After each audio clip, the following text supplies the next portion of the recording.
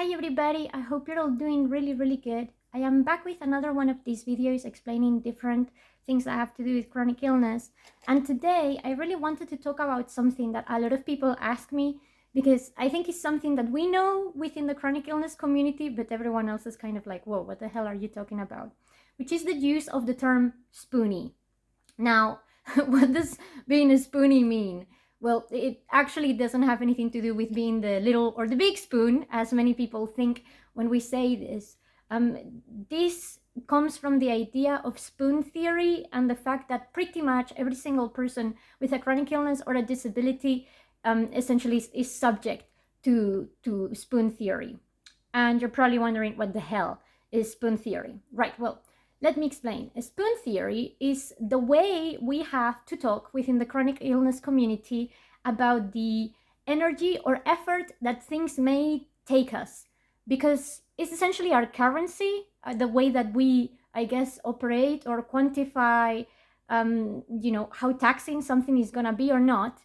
But because we cannot, quantify it in the same way than ordinary people, we've created our own currency, which is spoons. And because this is quite a complicated thing to sort of explain, I am gonna literally explain it to you with the spoons from my kitchen. So I don't know how many spoons are in here, okay? And this is actually gonna be a perfect example as to what do I mean. This, however many spoons are in this Tupperware, is how much energy I've woken with in the morning.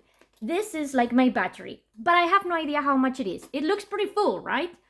Well, I didn't sleep well. So what normally would cost me 1 spoon suddenly becomes 3 spoons. Not so full now.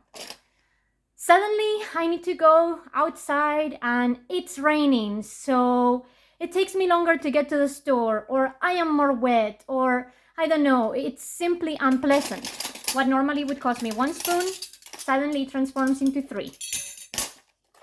How is that looking like? Let's say that I woke up at 9 and this is just 10:30 in the morning. I have the rest of this step to get through the day. I have to cook. I have to go to work. Normally 1 spoon, maybe 2 spoons, maybe a little spoon, maybe many little spoons. I don't know. It depends what kind of job you do. It depends what kind of, day you're having at work. I work as a tour guide and as a historian. Some days I may just need 1 spoon because I just have 1 tour, or that tour turns out to be super taxing because I have, 30 people, or it's super hot, and what could have been 1 spoon suddenly starts adding up very quickly, and it is 5 o'clock. And as you can see, this is looking pretty empty. I get home, I need to make dinner. And at the end of the day, I have less than 5 spoons to potentially do whatever I want. And I don't know how many spoons watching TV is gonna take, or doing some exercise, or I don't know. I hope that kind of makes some sense. And when I go to sleep, all of these spoons that I've gotten rid of is not necessarily what's going into the tub. So imagine that this is what I woke up with today. Next night, because I have a chronic illness, I don't sleep well. This is what I wake up with. The tub is the same, the container is the same, the body is the same, the illness is the same, but the currency, the battery, doesn't necessarily charge the same.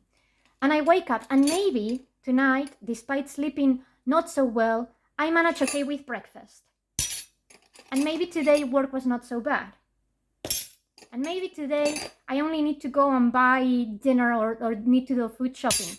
And maybe then I need to cook. And maybe then I need to shower. And maybe, oops, it's halfway through the day and I'm completely out. So as you can see, that's what we mean with spoon theory. It's, it could have been called spoon theory in the same way that it could have been called, pen theory. But I think the idea is that, spoons can come in all shapes and sizes. They can be of all kinds of materials. They can be more comfortable to hold, less comfortable, more fancy, less fancy. And it's kind of the very same thing with energy. For an ordinary person that doesn't have this kind of problem, you don't question how much energy you have in the day. You know roughly what your tank of battery, of gas is gonna give on an average day, unless you're unwell, unless you had a very, very rough day the previous day. For me, it's completely random. It's a tombola. What I normally say in another way for people to understand this is like every day I go to sleep, I put my phone to charge. Imagine that if you put your phone to charge every single night and you had it on the whole night, and when you woke up in the morning, some days it was at 100, sometimes it was just at 10%, and you never know what the result is going to be. So that is what spoon theory is. How much spoon, how many quantities of spoon, how much energy each activity that you have to do through the day is gonna cost you, and how do you manage them. Now, when you're a spoonie, you get pretty good at figuring out more or less on an average day, and that average day is completely different for me than for somebody else, what ordinary tasks may take. You know where your fortes are, where your weaknesses are, or at least if you're tuning into yourself and learning about your illness. Sorry, I keep on moving the spoons and it's quite distracting. But if you've done this, you can guess. And you can guess what roughly an average day of spoons is worth. But you're only ever guessing, and you're only ever working with either a plausible or best case scenario. So you constantly have to prepare for the unexpected or for things throwing you off, because life sometimes doesn't go according to plan.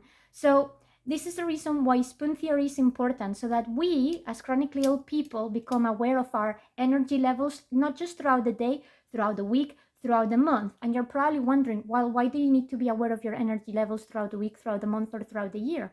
Well, because the only way I can ensure that I am at my healthiest self is by ensuring that my energy is not spikes, but by ensuring that my energy is a nice constant curve, or as constant as possible. So I need to pace myself. And that's where spoon theory also comes into place, into the idea of pacing. So if I wake up feeling rough and I suspect that this is how many spoons I have, I need to become very smart about how I'm gonna spend them. So I need to decide, okay, this is how much I can give today. What do I have to do? Well, I definitely have to eat. And eating is probably gonna take the vast majority of my spoons today because I need to cook. And I only have one tiny spoon left. So then you need to use that spoon wisely. And that may mean you cannot do anything else for the rest of the day, or you should not do anything else for the rest of the day other than, I don't know, going out to the park for a nice walk. Done. If you learn how to master this resource, or you learn how to get into that flow and learning when to push, when to hold back, you will be actually ensuring that your health is at the best that it can be. If you are completely unaware of how this works, you will constantly be going into a yo-yo where when you have a lot of energy, you will overspend, and that overspend is constantly gonna be eating at you in the days to come. Therefore, your energy week, your monthly energy, or your weekly energy, I can get my words straight today, never mind. It's gonna have an impact, it's gonna have a knock-on effect. So that's the reason why we call ourselves spoonies as a sort of colloquial way, and the reason why spoon theory is so important. So hopefully this makes some sense. I think this is relatable not just for fibromyalgia. Like I said, this is across the board for chronic illness and for people with disability. But actually, I think it may be something useful for many people to, learn about. Even you may be perfectly healthy, because sometimes our health doesn't really operate in the same way that, one expects it. Extreme weather conditions, mental health variation can really have an impact on our energy levels or the way we manage ourselves. And as a result, being aware of your spoons could genuinely change your life. And that is all I have for you guys today. I hope this makes some sense, and I will see you very soon in the next video. Take care and see you soon.